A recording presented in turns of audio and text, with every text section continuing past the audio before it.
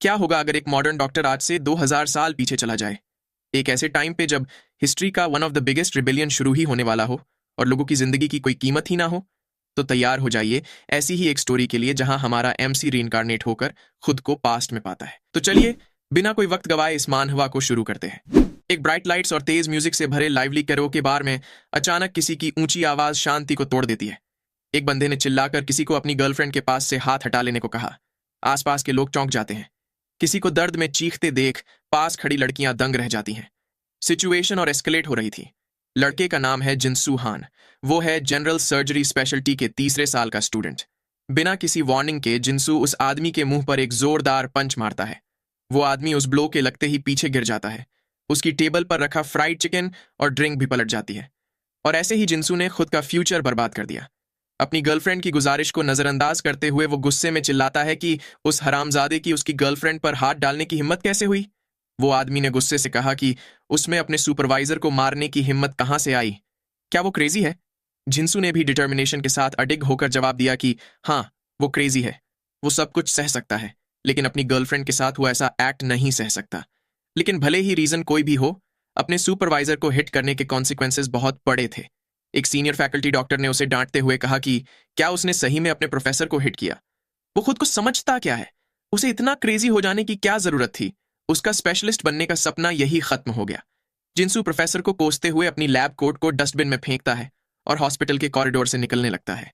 और ऐसे ही उसका डार्क फ्यूचर स्टार्ट हो गया। वो दूसरे हॉस्पिटल्स ढूंढने की कोशिश करता है, लेकिन कोई फैमिली बैकग्राउंड ना होने के कारण उसे किसी न किसी बहाने से रिजेक्ट कर दिया जाता है। लेकिन लकी उसकी मुलाकात एक इन्वेस्टर से हुई। उसने उसे एक छोटा प्राइवेट हॉस्पिटल खोलने की गोल्डन अपॉर्चुनिटी दी। इन्वेस्टर उससे हाथ मिलाते हुए कहता है कि उसकी आंखें ग्रेट लोगों को पहचान ही लेती हैं, और फिर वो उसे साथ में अपना बेस्ट करने को बोलता है। लेकिन वो गायब हो गया, और साथ ही उसके पैसे भी गायब हो गए जो उसने उस आदमी पे भरोसा करके इन्वेस्ट किए थे। डिसअपॉइंटेड जिनसू जब पुलिस स्टेशन जाता है तो वहां उसे पता चलता है कि सस्पेक्ट उस जगह पर रहता था जो उसने पहले सुन रखी थी। लेकिन अचानक उसके दिमाग में कुछ खटका। वो इन्वेस्टर उसके दुश्मन जिंग्यू किम का दोस्त था। यहां तक कि जिनसू के रिलेशनशिप में भी गिरावट आ जाती है जब उसकी गर्लफ्रेंड उससे कहती है कि वो लोग जो शादी की बात कर रहे थे उसे भूल जाओ, क्योंकि उसने किसी और को पसंद कर लिया है। जिनसू डेस्परेटली उसे रोकने की कोशिश करता है, लेकिन बहुत देर हो चुकी थी। कुछ ही दिनों में उसका फ्यूचर बर्बाद हो चुका था और उसकी लाइफ जैसे गटर में गिर रही थी। शराब पीते हुए वो अपनी तकलीफ को भूलने की कोशिश करता है, लेकिन खाली बोतलों के बीच उससे अपनी ये मुश्किल भरी लाइफ और नहीं सही जा रही थी। वो अपनी प्रॉब्लम्स को सॉल्व करने के लिए फिर से यूनिवर्सिटी हॉस्पिटल जाने का फैसला करता है, फिर भले ही उसे उस कमीने प्रोफेसर से माफी मांगनी पड़े। जैसे ही वो प्रोफेसर के ऑफिस के आगे पहुंचता है वो खुद को शांत करने के लिए गहरी सांस लेता है, लेकिन ऑफिस में घुसते ही वो शॉक्ड हो जाता है। वहां प्रोफेसर और उसकी अब एक्स गर्लफ्रेंड लिपटे हुए किस कर रहे थे। किस्मत की गॉडेस ने उसका मजाक बना के रख दिया है। वो गुस्से से आग बबूला हो चुका था। उसके चिल्लाने की आवाज पूरे कमरे में गूंज उठी। वो चिल्लाता है कि वो उस जानवर से भी बदतर प्रोफेसर को आज ही खत्म कर देगा। प्रोफेसर झिझकते हुए कहने लगा कि ये बस एक मिसअंडरस्टैंडिंग है। वो लड़की भी झूठ कहने लगी कि ये तो प्रोफेसर ने उसे फोर्स किया था। जिनसू अपना आपा खो चुका था। अंधेरी सड़कों पर सिर्फ स्ट्रीट लाइट्स की ही रोशनी चमक रही थी। वो एक अनजान गली से अपने घर जा रहा था। तभी एक बंदा जिसने अपना चेहरा ढक रखा था वो उसे बुलाता है। वो उससे पूछता है कि क्या वही जिनसू हान है। जिनसू कुछ समझ पाता उससे पहले ही उसके पेट में खंजर आ लगा। उस आदमी ने उसके पेट में खंजर घोंप दिया था और उसे चिल्लाने का भी मौका नहीं मिलता। इसके बाद वो आदमी जिनसू को अपनी गाड़ी की डिक्की में डालकर कहीं ले जाने लगता है। सितारों से भरे आसमान के नीचे जिनसू को एक दूर दराज इलाके में किसी खड्डे में फेंक दिया गया है। वो आदमी फोन पर प्रोफेसर को बता रहा था कि उसने जिनसू को निपटा दिया है और अब वो उसे दफना देगा। वो आगे कहता है कि उसे अभी के अभी पैसे चाहिए। जिनसू भी उसकी बात सुन रहा था। वो गुस्से से सोचने लगा कि ये पक्का उस कमीने प्रोफेसर जिंग्यू किम का ही काम है। वो रोते हुए सोचता है कि वो ऐसे नहीं मर सकता। इस तरह से मरना फेयर नहीं है।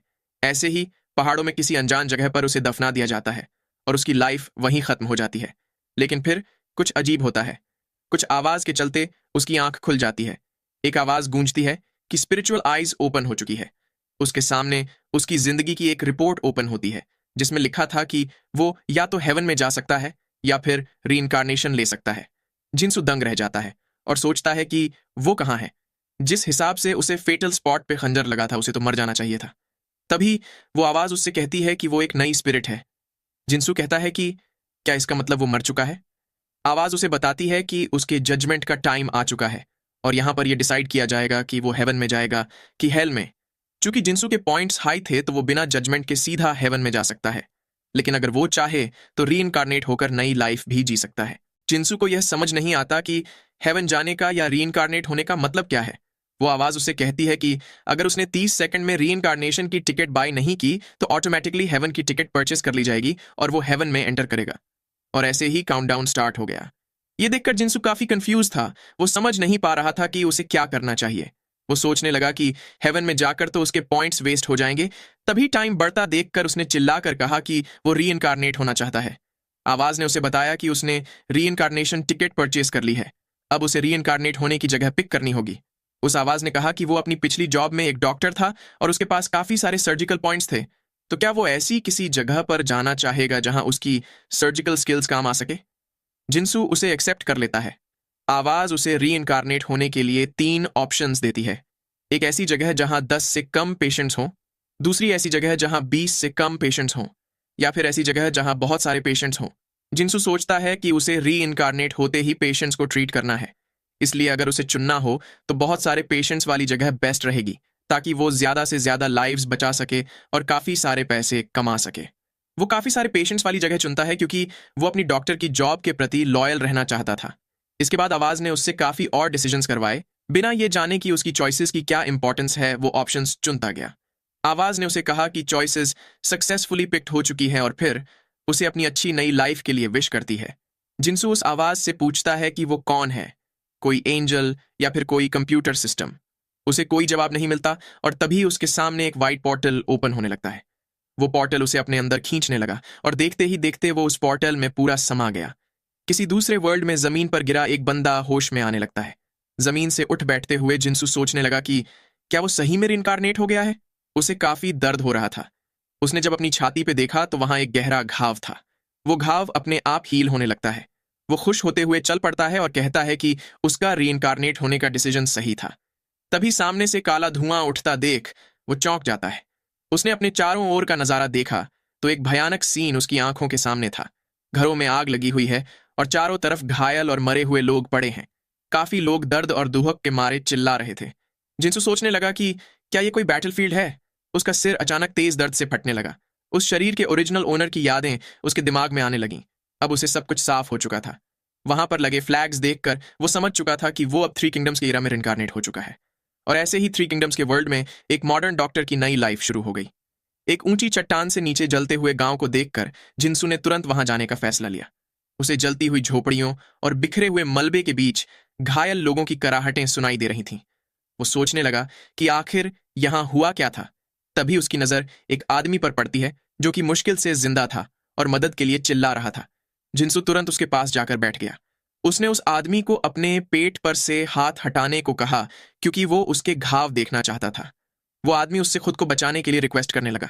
जिनसू सोचने लगा कि मेडिकल ग्लव्स तो छोड़ो, उसके पास हाथ साफ करने के लिए पानी भी नहीं है। अगर वो हॉस्पिटल में होता तो सिचुएशन इतनी मुश्किल नहीं होती। तभी एक आदमी उसे यंग मास्टर कहते हुए उसकी ओर भाग के आने लगता है। वो हाँफते हुए पूछता है कि क्या यंग मास्टर वोनहुआ ठीक है? दरअसल इस बॉडी के ओरिजिनल ओनर का नाम वोनहुआ था। वोनहुआ उस आदमी को वांग कह के बुलाता है और मुस्कुराते हुए पूछता है कि क्या वो भी ठीक है? वांग उसका हाथ पकड़ते हुए वरीड होकर पूछने लगा कि इस पर इतना सारा ब्लड क्यों लगा है? क्या वो घायल है? वोनहुआ उसे कहता है कि ये उसका ब्लड नहीं है। फिर वो उसे जल्द से जल्द कोई कुआं ढूंढकर कुछ साफ पानी और साथ ही कुछ नीडल्स और थ्रेड्स लाने के लिए रिक्वेस्ट करता है। उसकी टोन सुनकर वांग सरप्राइज्ड होते हुए पूछने लगा कि वो इतना पोलाइटली क्यों बात कर रहा है।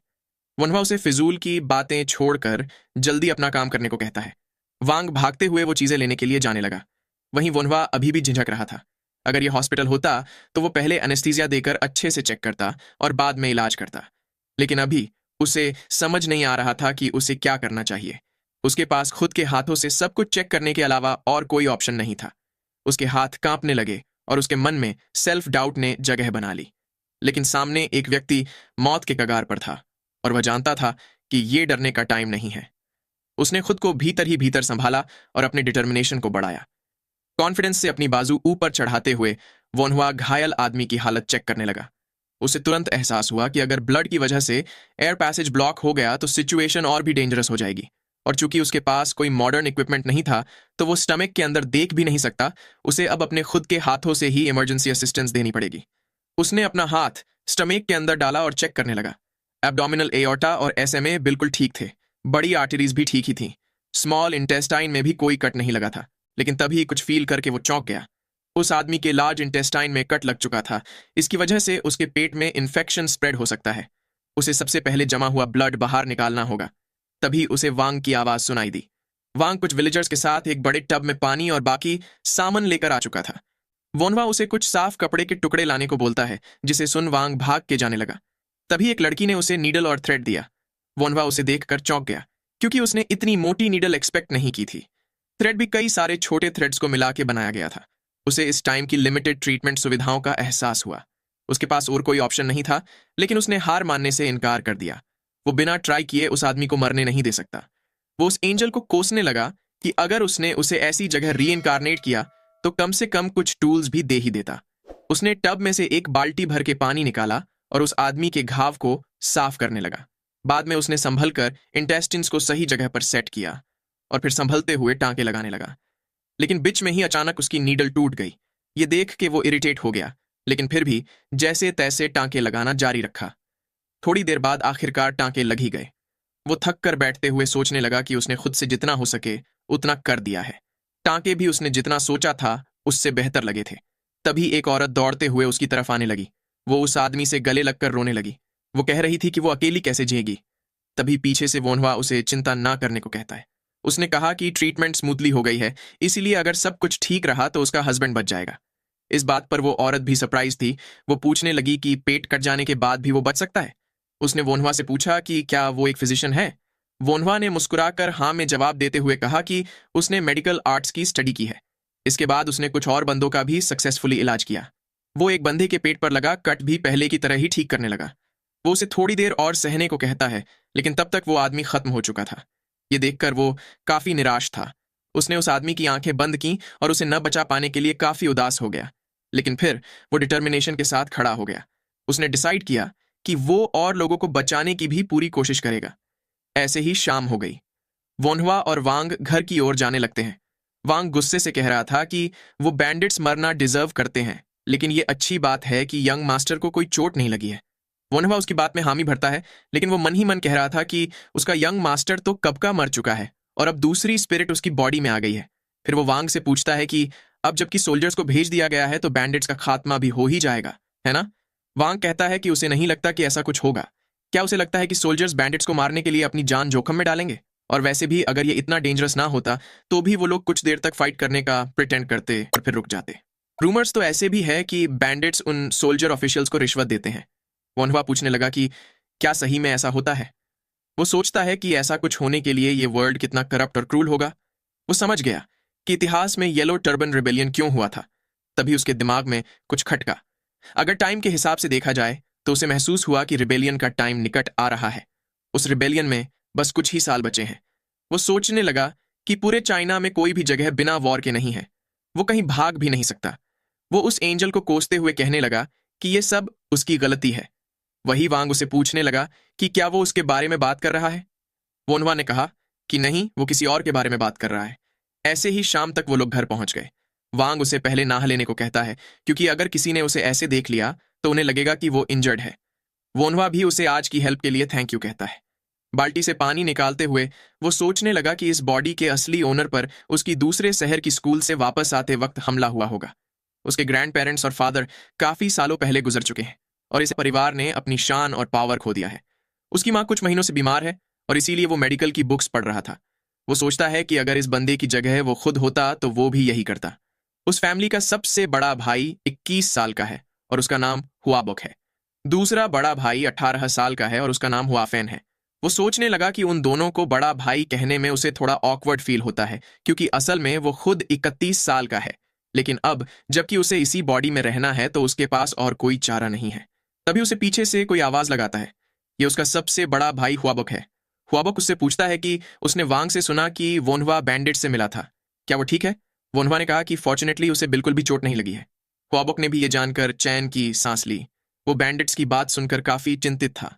वनवा पूछने लगा कि माँ की हालत कैसी है। हुआबोक ने बताया कि हर रोज जैसी ही, थोड़ी देर पहले ही वो थोड़ी पॉरेज खाकर सो चुकी है।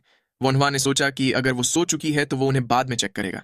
वो अपने भाई से कहता है कि वो अगली सुबह उनसे मिलेगा। उसकी बात पे अजीब रिएक्शन देते हुए हुआबोक ने पूछा कि इतने लंबे टाइम तक घर से दूर स्टडीज के लिए रहने के बाद भी तुम अपनी माँ से मिलने कल जाओगे?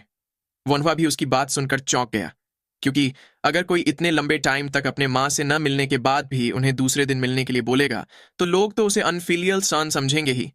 फिर उसने हुआबुक से कहा कि दरअसल वो भी माँ से अभी मिलना चाहता है, लेकिन अब जब वो सो चुकी है तो अपनी खुद की ग्रीड के लिए उन्हें जगाने जैसा अनफिलियल काम वो कैसे कर सकता है। हुबॉक भी उसकी बात पर विचार करने लगा कि उसने बिल्कुल ठीक बात बोली है। वो उसकी तारीफ करते हुए कहता है कि वो बाहर पढ़ाई करके काफी समझदार हो चुका है। फिर वो उसे आराम करने को कहता है। वनहुआ आराम से बेड पर लेटते हुए सोचने लगा कि आज का दिन तो काफी केओटिक था, लेकिन वो समझ नहीं पा रहा है कि अब से उसे क्या करना चाहिए। चीजें पहले से ही काफी मुश्किल है। वो समझ नहीं पा रहा कि शुरुआत कहाँ से करे। ऐसे ही सोचते हुए उसकी आंख लग गई। तभी उसे वो आवाज फिर से सुनाई देती है जो उसे बता रही थी कि उसकी सारी internal and external disease cure हो चुकी है। अब उसके बॉडी फंक्शंस अच्छी कंडीशन में है और रीइंकार्नेशन पूरी तरह से कंप्लीट हो चुका है। वो आधा नींद में ये सब कुछ सुन रहा था। दूसरे दिन सुबह वोनवा आराम से अंगड़ाई लेते हुए उठा। वो इतने दिनों बाद चैन की नींद मिलने पर काफी खुश था। उसने थोड़ा स्ट्रेचिंग करने का सोचा, लेकिन बैक स्ट्रेच करते हुए वो सरप्राइज्ड हो गया। वो सोचने लगा कि भले ही वो एक टीनेजर है, लेकिन ये कुछ ज्यादा ही फ्लेक्सिबल नहीं हो गया। इसके बाद वो डिफरेंट स्ट्रेचिंग एक्सरसाइज ट्राई करता है, वो उन सब को कर पा रहा था। यहां तक कि वो हैंड स्टैंड भी कर पा रहा था। वो अपनी इस नई बॉडी के लिए काफी खुश हो जाता है। इसके बाद वो ब्रेकफास्ट करने पहुंचा। वो और उसके दोनों भाई ब्रेकफास्ट करने के लिए बैठ गए। खाना देखकर वो सोचने लगा कि उसकी फैमिली पहले से काफी गरीब हो चुकी थी, इसलिए खाने में सिर्फ सब्जियां ही थीं और कोई मीट नहीं था। ये सब उसे घास फूस लग रहा था। वो इरिटेट होकर सोचता है कि इसीलिए ये बॉडी इतनी पतली है। अपने दूसरे बड़े भाई को देखकर वो वंडर करने लगा कि उसने ऐसा क्या खाया है जो वो इतना मस्कुलर हो गया। तभी हुआफेन ने उसे पिछले दिन बैंडिट्स के साथ हुई मुलाकात के बारे में पूछा। वोनवा ने बताया कि वो तेजी से वहां से भाग निकला था, इसलिए उसे कुछ नहीं हुआ। हुआफेन उसे समझाने लगा कि सक्सेसफुल बनने के लिए किताबें पढ़ना अच्छी बात है, लेकिन उसे कम से कम उसे खुद को प्रोटेक्ट कर पाने जितना मार्शल आर्ट्स तो सीखना ही चाहिए। वोनवा ने कहा कि वो भी ट्रेनिंग करने की सोच ही रहा है। उसकी बात सुनकर दोनों भाई चौंक गए। हुआफेन हंसते हुए कहने लगा कि अब तक वनवा उसे मार्शल आर्ट्स की ट्रेनिंग छोड़कर किताबें पढ़ने को बोलता था, लेकिन अब क्या हो गया। वनवा मन ही मन कहने लगा कि भाई, कभी चाकू से मरकर देखो, फिर तुम्हें पता चलेगा कि तुम अभी भी किताबें पढ़ना पसंद करोगे या नहीं। वाबोक कहने लगा कि शायद वनवा बैंडिट्स के हमले से थोड़ा शॉक्ड हो गया है। वनवा ने भी उसकी बात से अग्री किया। उसने आगे कहा कि अब उसे लगता है कि किताबें पढ़ने का कोई फायदा नहीं होगा अगर वो जिंदा ही ना रह सके। इसीलिए वो अब मार्शल आर्ट्स सीखने की सोच रहा है, ताकि कम से कम खतरे के टाइम सेफली एस्केप कर पाए। हुआफिन उसका ये डिसीजन सुन काफी खुश था।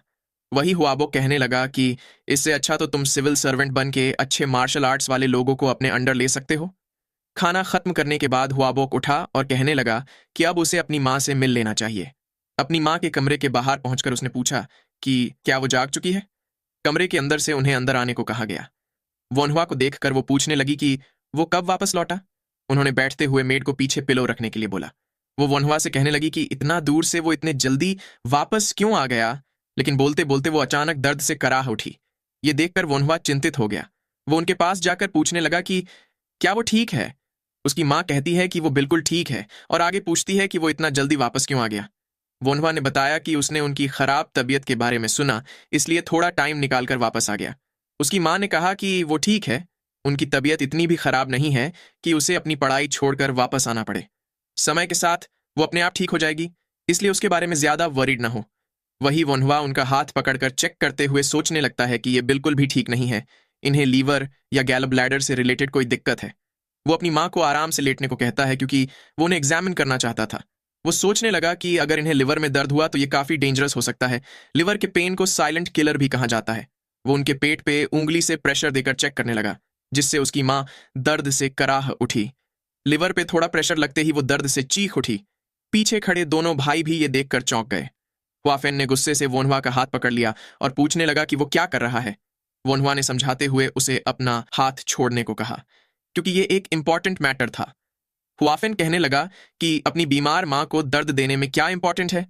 वोनहुआ समझाता है कि बाहर पढ़ाई करते हुए उसने फिलॉसफी के साथ साथ काफी सारी मेडिकल बुक्स भी पढ़ी है। हुआफेन गुस्से से कहने लगा कि क्या कुछ किताबें पढ़कर अब वो फिजिशियन की तरह प्रिटेंड करना चाहता है? क्या उसे ये लगता है कि कोई थोड़ी किताबें पढ़कर फिजिशियन बन जाता है? उसकी हिम्मत कैसे हुई बस कुछ किताबें रीड करके बिना एक्सपीरियंस के अकड़ दिखाने की? तभी हुआबुक ने पूछा कि वांग ने उसे बताया था कि पिछले दिन वनवा ने काफी सारे बैंडिट्स के विक्टिम्स को बचाया था। क्या ये बात सच है? उसने सुना था कि उसने एक ऐसे बंदे को बचाया था जिसका पेट कट चुका था और उसके इंटेस्टाइन्स दिखाई दे रहे थे। हुआफेन ये सुनकर सरप्राइज हो गया। वो पूछने लगा कि वो ऐसा मजाक क्यों कर रहा है, कोई पेट कटा आदमी कैसे? लेकिन तभी वोनवा ने एक्सेप्ट किया कि हाँ, उसने एक ऐसे पेशेंट को ट्रीट किया था। इस पर दोनों ही भाई सरप्राइज्ड रह गए। वोनवा ने उम्मीद जताई कि वो पेशेंट ठीक हो जाएगा। हुआबोक ने पूछा कि उम्मीद से उसका क्या मतलब?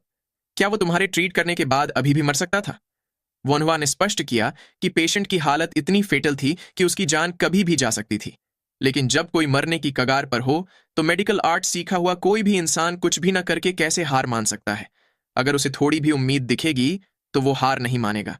उसके भाई ने उसकी तारीफ करते हुए कहा कि उसका रिजॉल्व तो सच में एक फिजिशियन की तरह है। अगर ऐसा ही है तो वो अपनी माँ को भी ठीक करने की कोशिश कर सकता है।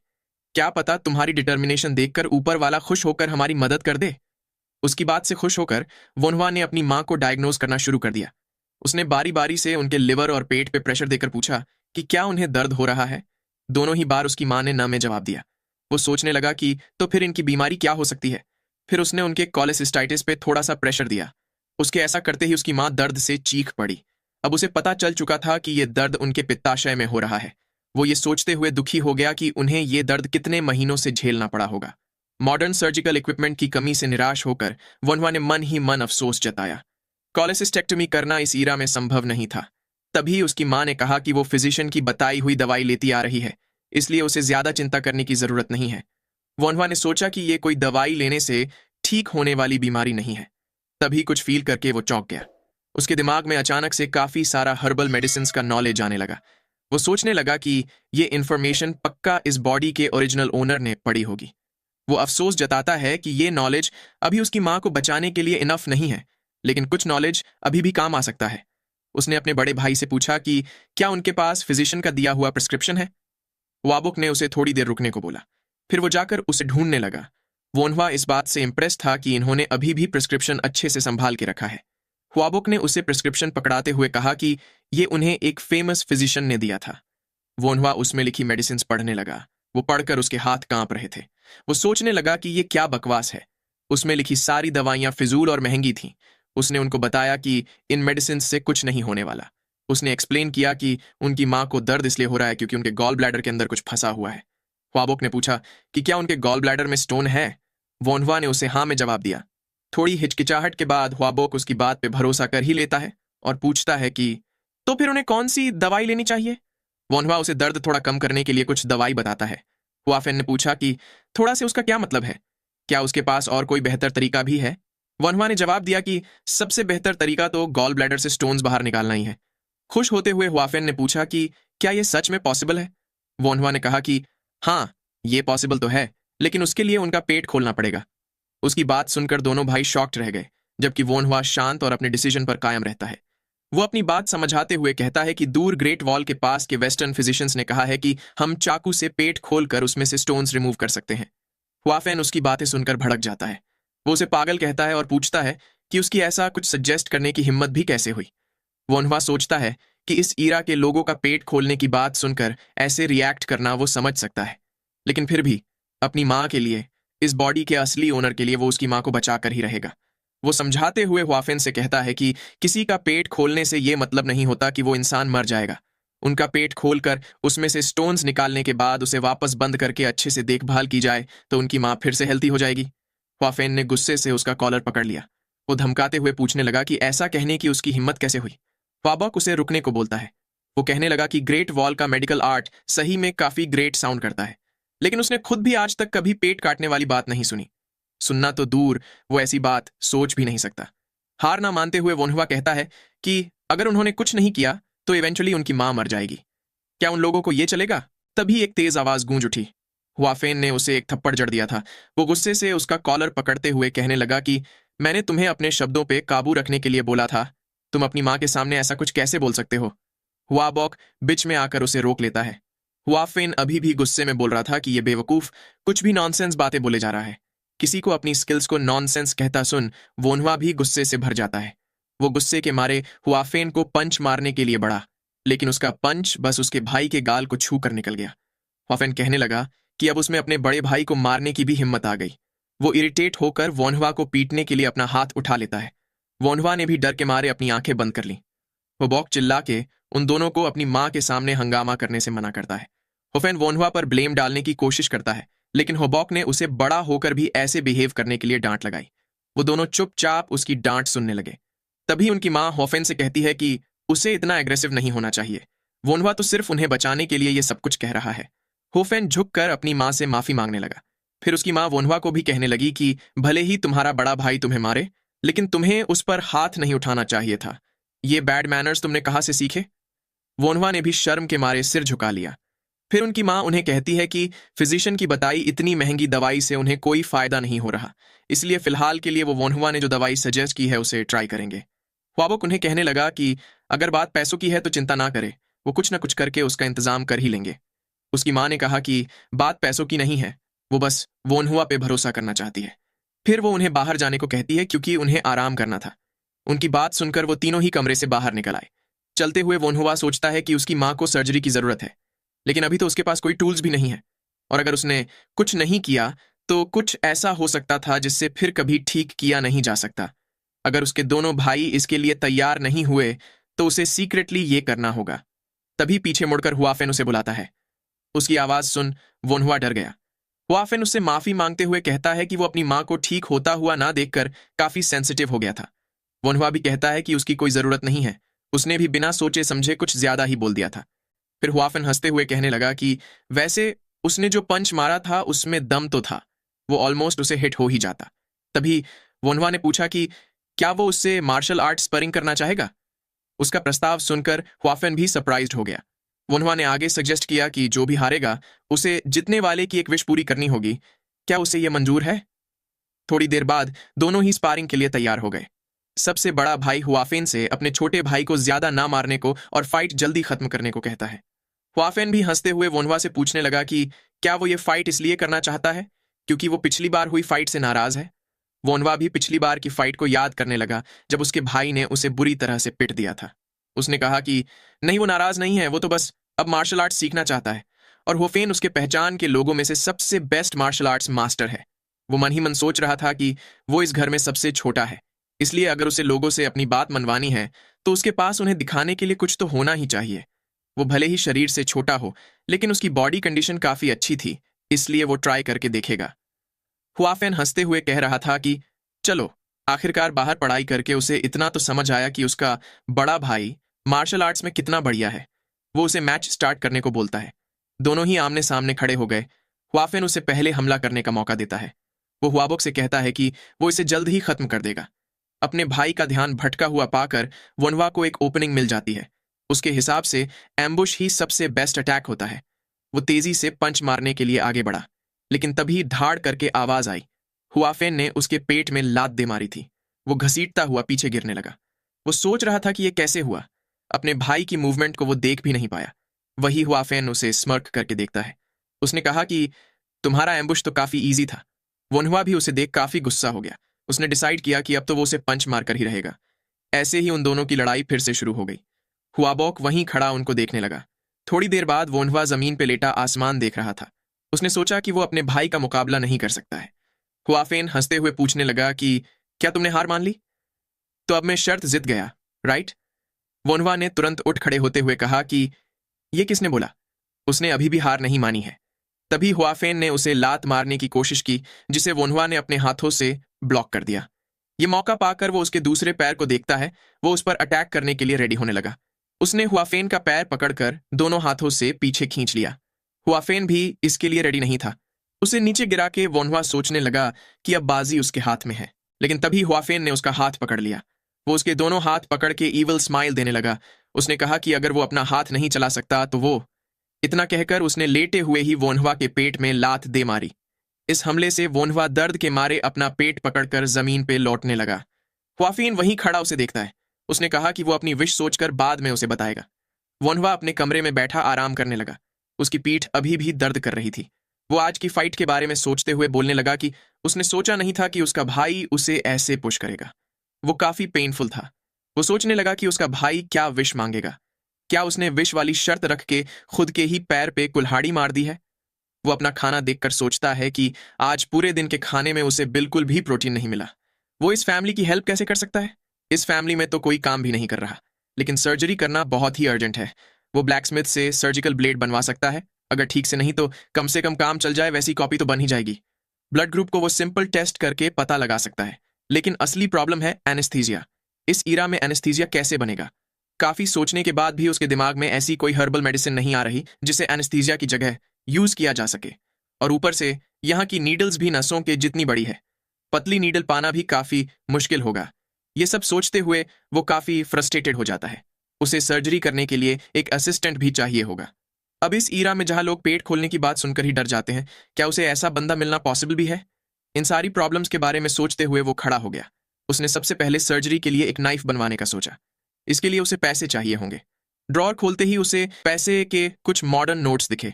वो फिर से उस सिस्टम या एंजल जो भी हो उसे कोसते हुए कहने लगा कि अगर उसे इस जनरेशन में भेजना ही था तो कम से कम इस जगह के पैसे भी तो देता। फिर मुस्कुराते हुए वो पैसे के बारे में सोचता है। वो भागते हुए अपने बड़े भाई के पास पहुंच गया। बेशर्मों की तरह हंसते हुए वो उससे पैसे मांगने लगा। वो मन ही मन कहने लगा कि यही तो फैमिली होने का फायदा होता है। पैसे लेकर वो शहर के मार्केट में जा पहुंचा।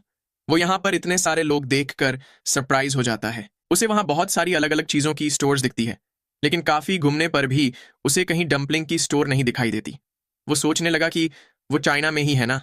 उसने जाकर एक लेडी से डंपलिंग के बारे में पूछा तो वो पूछने लगी कि डंपलिंग क्या होता है। उसने एक दूसरे स्टोर पे जांच की तो वो आदमी भी कहने लगा कि उसने डंपलिंग के बारे में कभी नहीं सुना। उन लोगों की बातें सुनकर वोनहवा को अजीब फील होता है, क्योंकि डंपलिंग तो चाइना का ट्रेडिशनल खाना है। उसकी खोज वॉर में मरे लोगों को ट्रिब्यूट देने के लिए हुई थी। उसने कंक्लूड किया कि शायद इस ईरा में अब तक डंपलिंग की खोज नहीं हुई। वो अफसोस जताते हुए कहने लगा कि तभी इस बॉडी के पास डंपलिंग खाने की मेमोरी नहीं है। वो अपने प्यारे डंपलिंग को याद करते हुए कहता है कि उसे थोड़ा मीट खाना है, क्योंकि जब से वो यहाँ आया था उसने बस सब्जियां ही खाई थी। उसके प्रोटीन्स का क्या होगा? ऐसे ही घूमते हुए वो एक बड़ी सी स्टोर के बाहर आ खड़ा हुआ।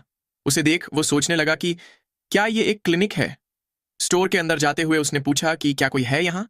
वहां रखे अर्ब्स को देखकर वो सोचता है कि यहाँ आते हुए उसने रास्ते में ब्लैकस्मिथ से सर्जरी नाइफ बनवाने की रिक्वेस्ट कर दी है, तो अब बस एनेस्थीसिया की ही प्रॉब्लम बची है। वो स्टोर ओनर से एक ऐसी हर्बल मेडिसिन मांगने लगा जो कि थोड़ी देर के लिए किसी को पैरालाइज कर सके और बाद में नॉर्मल हो जाए। ओनर उसे बताता है कि पॉइजन को थोड़े डोज में लेकर बॉडी को कुछ देर तक पैरालाइज किया जा सकता है। वो बाद में नॉर्मल भी हो जाएगा, लेकिन उसको अगर केयरफुली यूज ना किया जाए तो वो काफी डेंजरस हो सकता है। इसलिए वो लोग ऐसे पॉइजनस वीड्स अपने क्लिनिक में नहीं रखते। उसने आगे वोनहवा से पूछा कि उसे ऐसे पॉइजनस वीड्स क्यों चाहिए। वोनहवा ने कहा कि उसे उनकी थोड़ी जरूरत है। तभी वहीं पीछे बैठा एक आदमी पूछने लगा कि अगर वो ऐसे पॉइजनस वीड्स लाकर दे तो वो उसे कितने पैसे दे सकता है। वोनहवा सोचता है कि उसे अगर उन वीड्स के साइड इफेक्ट्स जानने हो तो उसे बहुत सारी हर्बल मेडिसिन के साथ इनफ एक्सपेरिमेंट्स करने होंगे, और इन एक्सपेरिमेंट्स के लिए उसे काफी सारे चूहे भी चाहिए होंगे। इसीलिए फिलहाल उसे प्राइस कम रख के पहले उन हर्बल मेडिसिन के बारे में जान लेना चाहिए, और बाद में वो डिसाइड कर सकता है कि वो उन्हें खरीदेगा या माउंटेन्स पे जाकर खुद से लाएगा। वो उस आदमी को बताता है कि उसे ज्यादा हर्ब्स नहीं चाहिए, पर उसे अलग अलग वैरायटीज के चाहिए। अगर वो डिफरेंट टाइप्स के पॉइजनस वीड्स ला सके तो वो हर 3 रूट्स के बदले में उसे एक कॉइन देगा। उस आदमी ने कहा कि उसके लिए 3 रूट्स के बदले में एक कॉइन काफी कम है। वोनहवा ने कहा कि तो फिर 2.5 रूट्स के बदले एक कॉइन। अगर इससे ज्यादा महंगा होगा तो फिर वो खुद जाकर ले आएगा। उस आदमी ने कहा कि वोनहवा काफी कंजूसी कर रहा है, लेकिन वो इसके लिए तैयार है। वो अगले दिन माउंटेन पे जाएगा और 2 दिन बाद उसके पास वीड्स लेकर आएगा। वोनहवा भी इसके लिए तैयार हो गया। वहां पर अपना काम निपटाकर वापस जाते हुए वोनहवा ने सोचा कि स्टोर ओनर के कहे मुताबिक वो डिसइंफेक्टेंट के लिए हार्ड अल्कोहल का यूज कर सकता है। इसलिए वो उसे लेने रात को टैवर्न पे जाएगा। अब बस उसे एनेस्थेटिक एक्सपेरिमेंट्स के लिए चूहे ढूंढने हैं। इसके लिए वो चलते हुए चाओ काउंटी के सबर्ब एरिया में पहुंच गया। ये जमीन खेती के लिए सूटेबल नहीं है और यहाँ रहने वाले लो क्लास के लोग खाना और सोना गंदी जगहों पे करते हैं। नॉर्मली कहा जाए तो ये एक स्लम एरिया है। वोनहवा को इस बॉडी की मेमोरी से पता चला था कि यहाँ रहने वाले लोग काफी बार चूहे, मेंढक और सांप खाते रहते हैं। उसे वहां पड़ी गंदगी से काफी गंदी स्मेल आ रही थी।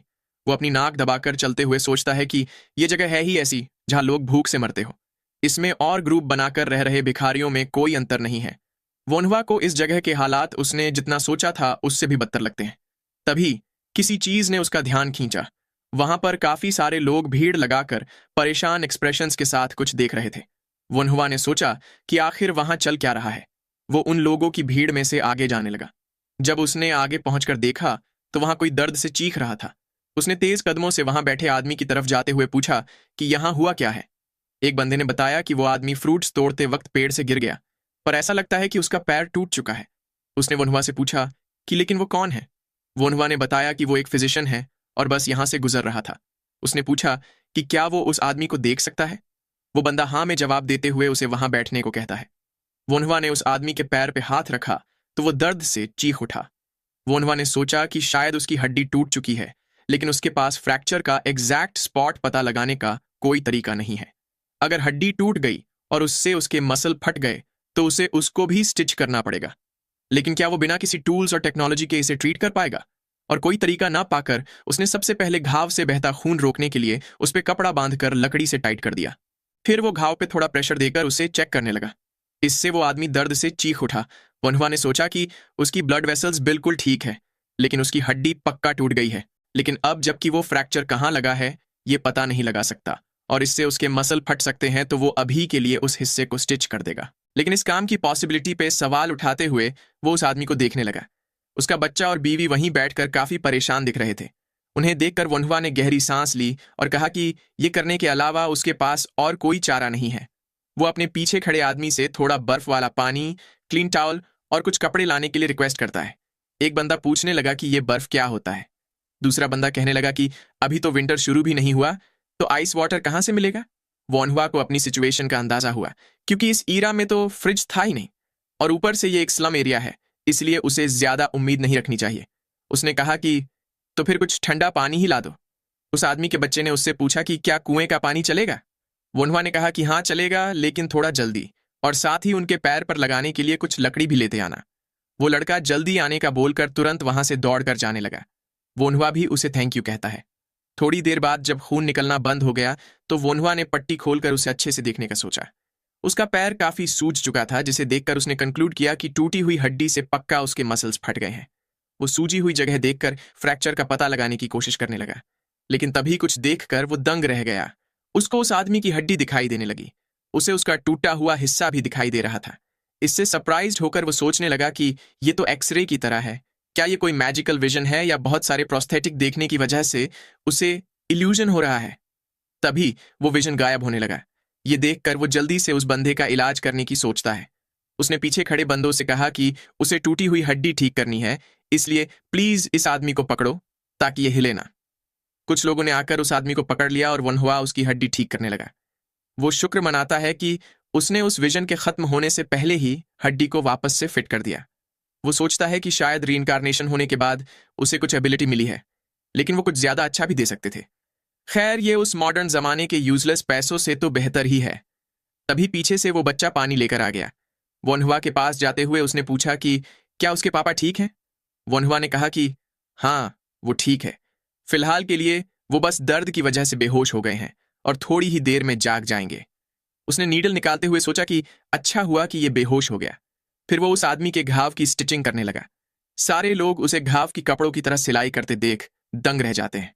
बिना किसी सर्जिकल नीडल के और जल्दबाजी में होने के बावजूद भी सब कुछ अच्छे से हो गया। उसने चैन की सांस ली, क्योंकि आखिरकार खून निकलना बंद हो चुका था। उसने सोचा कि अब तक तो वो बेहोश पेशेंट्स को ट्रीट करता आ रहा है, लेकिन आगे से उसे एनेस्थीसिया चाहिए होगा। वहीं वहां खड़े लोग उसे सिलाई करके खून रोकता देखकर डिवाइन डॉक्टर कहने लगे। वहीं एक बूढ़ा आदमी उसकी मेथड्स देखकर सोचने लगा कि क्या यह पॉसिबल भी है, क्योंकि बचपन में उसका पैर टूट गया था, लेकिन अच्छे से इलाज ना हो पाने की वजह से वो अभी भी अपना एक पैर यूज नहीं कर सकता। वो लड़का इतना यंग होकर भी वाकई ग्रेट है। भीड़ में से एक आदमी ने वोनहुआ को सर कहते हुए पूछा कि वो उनके विलेज में क्यों आया था। वोनहुआ भी अपनी यहां आने की असली वजह याद करते हुए पूछने लगा कि क्या वो कुछ चूहे खरीद सकता है। उसकी इस अजीब रिक्वेस्ट पे लोग हैरान रह गए और वो आदमी पूछने लगा कि वोनहुआ उन चूहों का क्या करेगा और उसे कितने चूहे चाहिए। वोनहुआ ने बताया कि उसे उनका कुछ काम है और वो 20 चूहे खरीदने की सोच रहा है। उस आदमी ने बताया कि वो इतने सारे चूहे एक साथ तो नहीं ला सकते, लेकिन ये पॉसिबल है।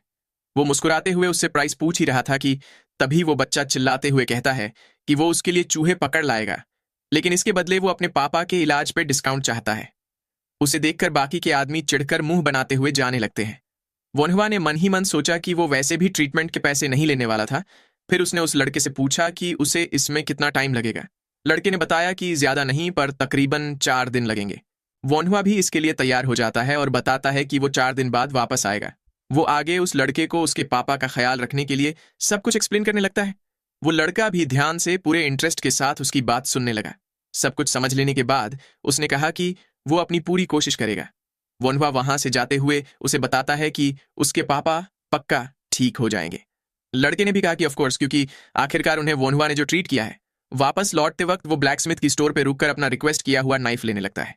नाइफ से ज्यादा इंप्रेस ना होते हुए उसने सोचा कि ये सर्जिकल नाइफ से थोड़ा मोटा है, लेकिन फिर भी ये चल जाएगा। थोड़ी देर बाद वोन्हवा एक चमचमाती स्टोर के आगे खड़ा सोचता है कि अब उसे डिसइंफेक्टेंट चाहिए, और उसे बताया गया था कि उसे वो हार्ड लिकर स्टोर पे मिल जाएगा। उसके अंदर घुसते ही वहां किसी को ना पाकर वो सोचने लगा कि ऐसी कौन सी स्टोर होती है जहां कस्टमर को ग्रीट करने के लिए कोई हो ही ना। तभी सीन शिफ्ट होता है और हमें एक आदमी किसी पर चिल्लाता हुआ सुनाई देता है। वो किसी को लो क्लास कचरा कहता है और पूछता है कि उसकी उसे ऐसे ट्रीट करने की हिम्मत कैसे हुई। वो किसी लड़की पर चिल्लाते हुए उसे काफी सारी गालियां सुनाने लगता है। वहां और लोग भी खड़े थे। वहां खड़े 2 गार्ड्स में से एक ने सिर झुकाकर कहा कि सॉरी डियर कस्टमर, अगर कुछ दिक्कत है तो वो उनके लिए दूसरी लड़की ला सकता है।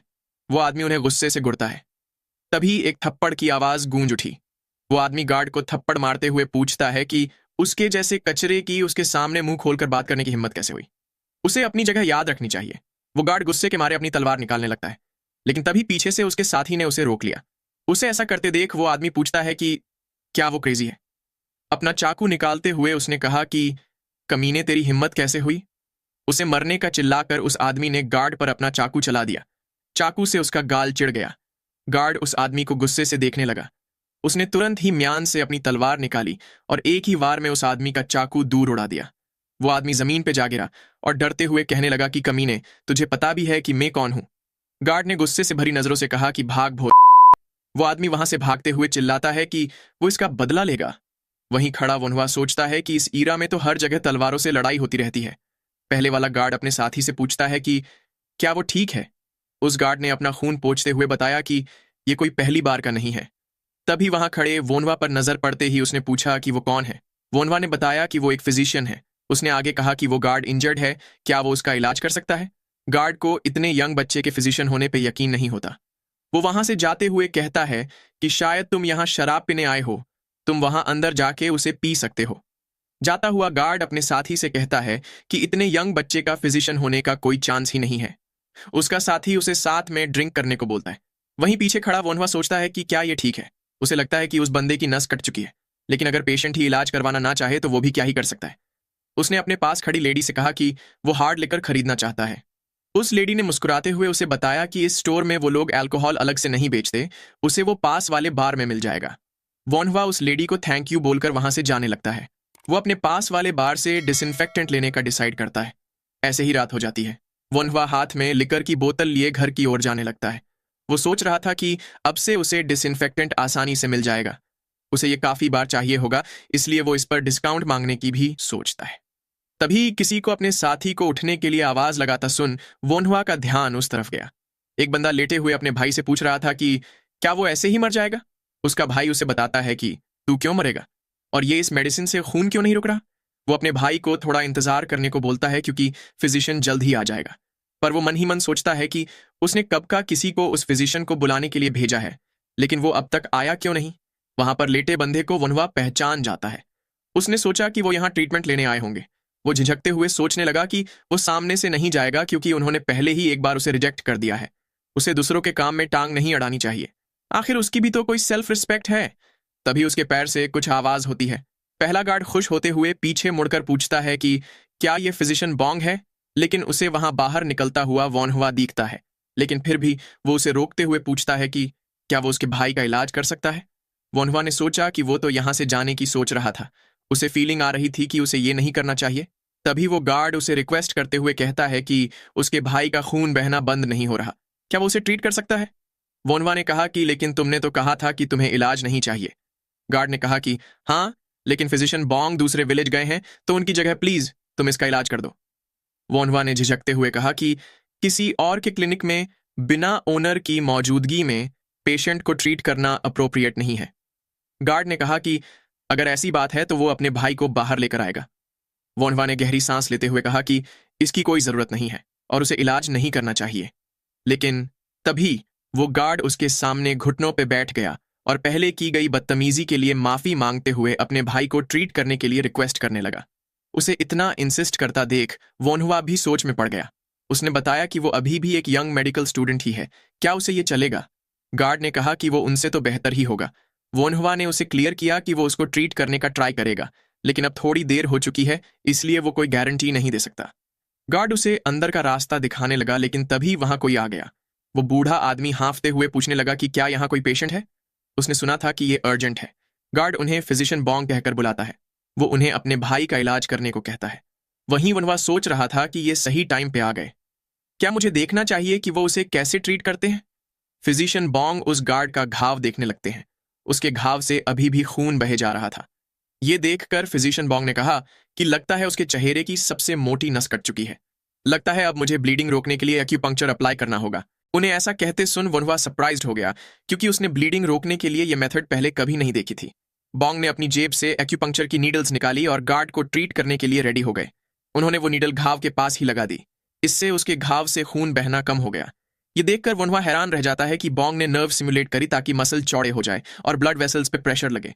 वो जब डॉक्टर था तब उसे ये मेथड नहीं पता थी। एक्यूपंक्चर टेक्निक भी एक ग्रेट साइंटिफिक मेडिकल आर्ट है। गार्ड पूछने लगा कि क्या उसका भाई ठीक हो गया? बॉन्ग ने उसके मुंह पर पट्टी लगाते हुए कहा कि उन्होंने वो जितना कर सकते हैं उतना कर दिया है। गार्ड उनको थैंक यू बोलने लगा। बॉन्ग ने कहा कि अभी भी खतरा टला नहीं है। 15 मिनट के बाद वो नीडल निकाल लेंगे। अगर तब खून निकलना बंद नहीं हुआ तो उनके पास और कोई तरीका नहीं है।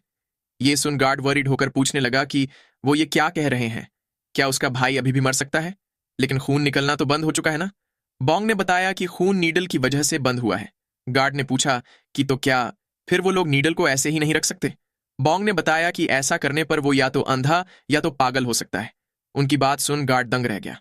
वो दुखी होकर वहीं जमीन पर बैठ के रोने लगा।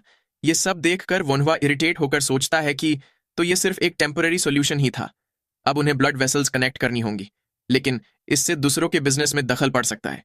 तभी फिजिशियन बॉन्ग ने पीछे मुड़कर उससे पूछा कि वो कौन है। वनहुआ ने मुस्कुराते हुए कहा कि वो तो बस मेडिकल आर्ट का एक स्टूडेंट है। बॉन्ग ने पूछा कि अच्छा, मेडिकल आर्ट्स का स्टूडेंट? वनहुआ ने बताया कि वो किताबें पढ़ता आ रहा है, इसलिए उसने कुछ मेडिकल की किताबें भी पढ़ी हैं और उसे कुछ बार प्रैक्टिस किया है। बॉन्ग ने उस पर ज्यादा ध्यान ना देते हुए सोचा कि इतना यंग लड़का कुछ ज्यादा नहीं कर सकता। तभी वनहुआ उनका ध्यान अपनी ओर खींचता है।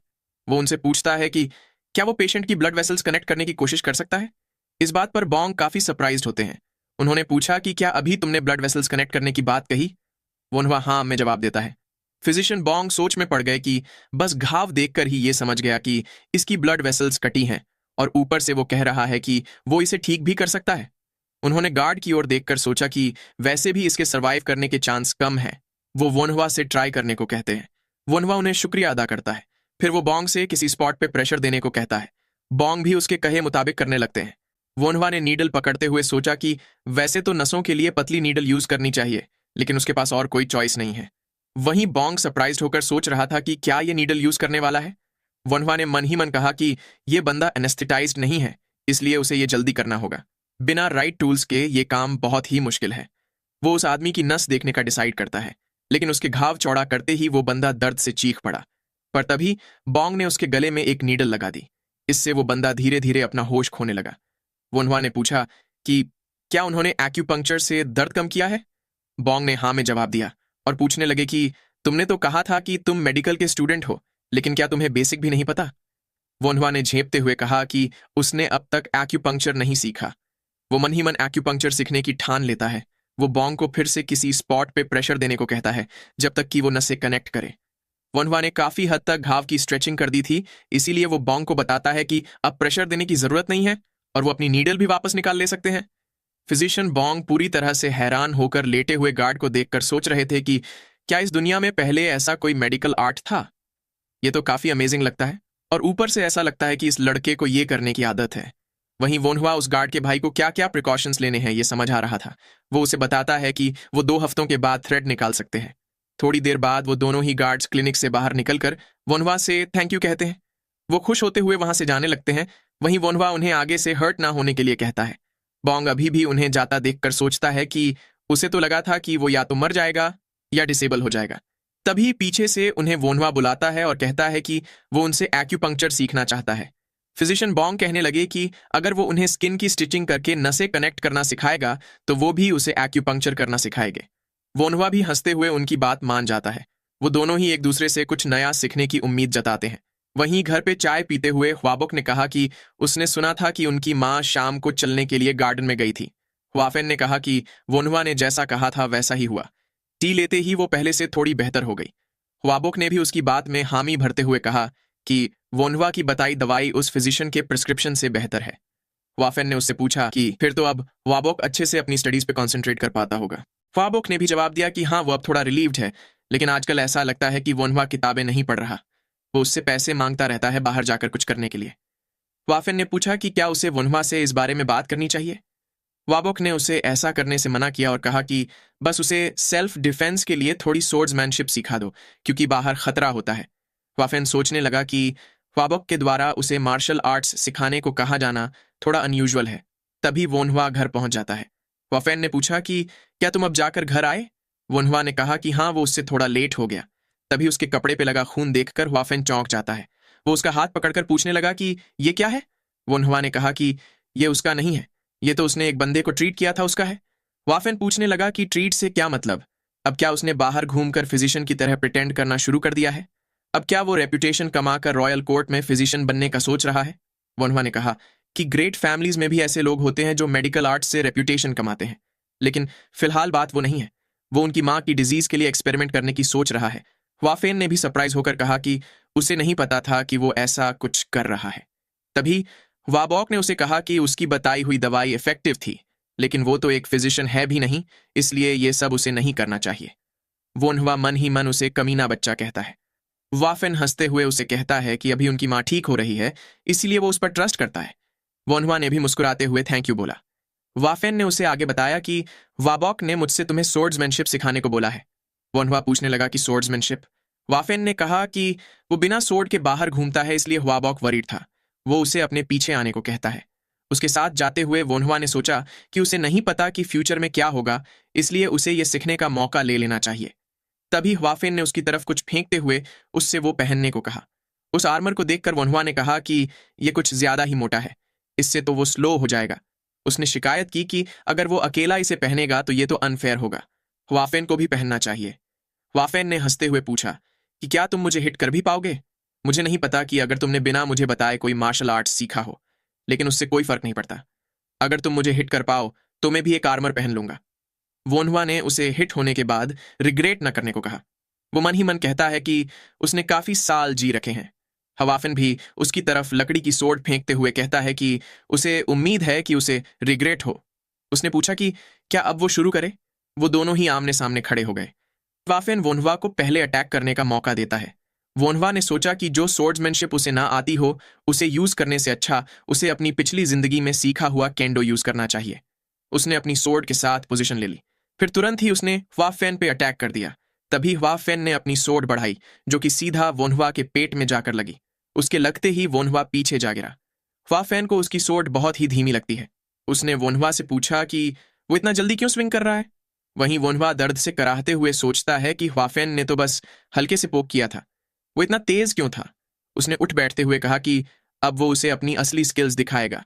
अब की बार वो स्लैश करने की जगह स्टैब करेगा। वो फेंसिंग टेक्निक्स का यूज करेगा। फेंसिंग की तेज स्पीड के चलते वो उसे कम से कम एक बार तो हिट कर ही सकता है। वाफेन ये नई सोर्ड स्टाइल देखकर सरप्राइज हो जाता है।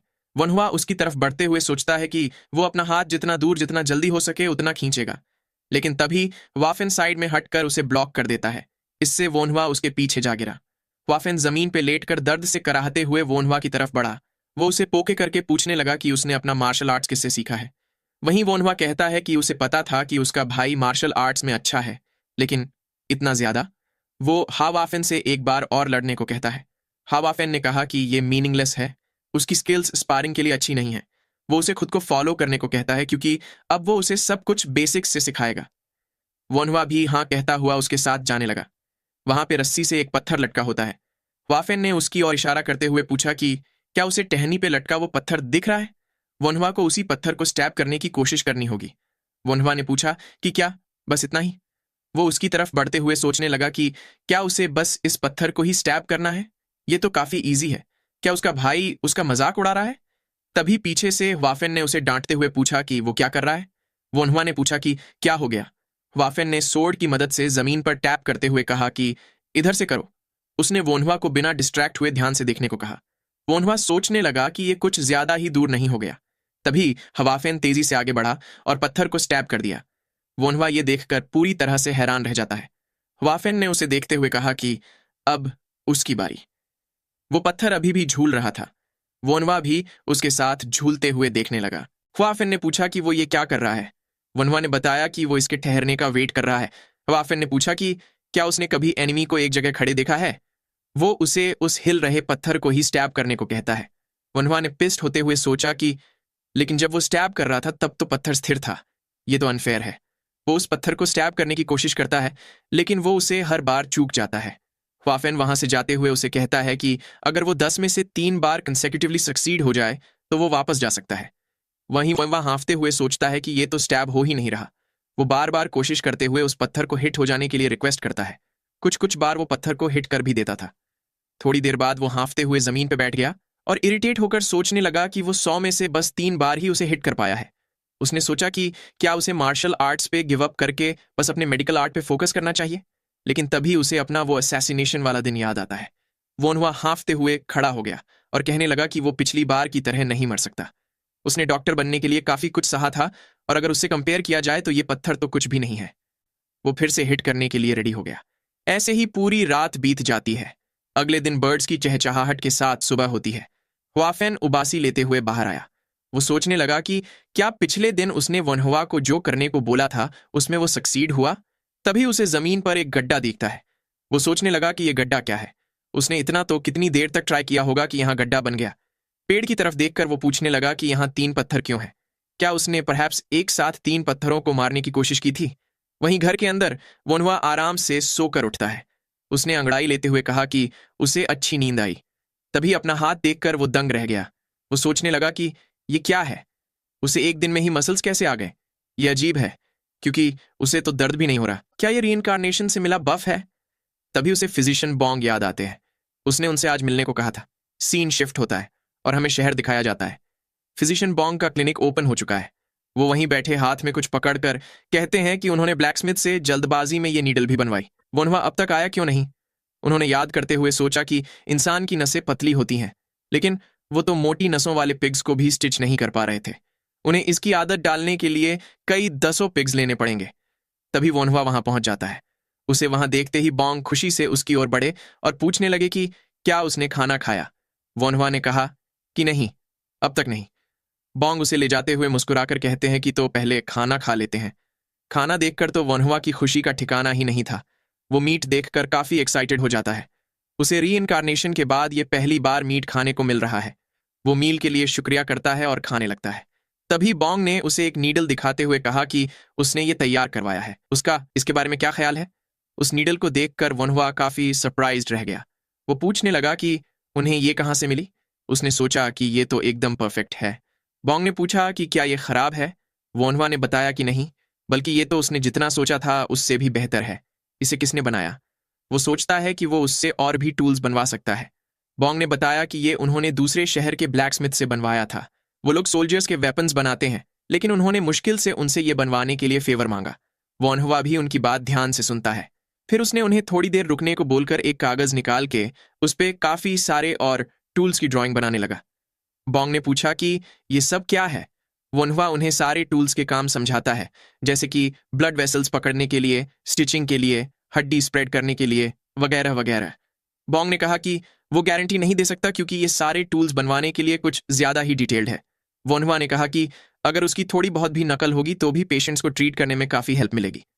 थोड़ी देर बाद उसने खाना खत्म कर लिया। वो डकार मारते हुए फिर से खाने के लिए थैंक्स कहने लगा। बॉन्ग कुछ ढूंढते हुए कहते हैं कि उनके पास उसे दिखाने के लिए कुछ है। उन्होंने उसके सामने एक पिग की नस रख के कहा कि उन्होंने पिग की ब्लड वेसल्स पे ट्राई किया था। वोनवा ने पूछा कि क्या उन्होंने प्रैक्टिस की थी। वो मन ही मन कहने लगा कि तभी खाने में इतना सारा मीट था। उसे देखते हुए वोनवा ने कहा कि थोड़ा खून निकल गया, लेकिन फिर भी उन्होंने काफी अच्छा किया है। बॉन्ग ने पूछा कि क्या सही में? तो फिर खून क्यों? वोनवा ने समझाते हुए कहा कि खून का फ्लो भी नसों के साथ बदलता है, इसलिए सबसे पहले उन्हें उसकी डायरेक्शन पता करनी होगी। बॉन्ग भी सब कुछ ध्यान से समझने लगते हैं। वोनवा उन्हें और भी चीजें समझाने लगा। उसने उन्हें स्टिचिंग करके दिखाते हुए कहा कि इसे ऐसे करना है। बॉन्ग ने भी कहा कि वो समझ गए। तभी एक बंदा कोई मनिकिन लाकर कहता है कि वो उन्होंने जो मंगवाया था उसे ले आया है। बॉन्ग ने उसे वहां रखने को कहा। वोनवा सोचने लगा कि क्या अब उसकी एक्यूपंक्चर सीखने की बारी है। बॉन्ग उसे ध्यान से देखने को कहते हैं। उन्होंने मैनिकिन के सिर की तरफ इशारा करके कहा कि इसे वेंड पॉइंट कहते हैं और ये हेडेक्स के लिए होता है। बेंड पॉइंट लार्ज इंटेस्टाइन की मूवमेंट से रिलेटेड होने के लिए जाना जाता है। वनवा ने इतने सारे पॉइंट्स देखकर सोचा कि उसे तो लगा था कि बस कुछ ही एक्यूपंक्चर पॉइंट्स होते हैं। उसने बॉन्ग से पूछा कि क्या इस पर जितने हैं उतने ही एक्यूपंक्चर पॉइंट्स होते हैं।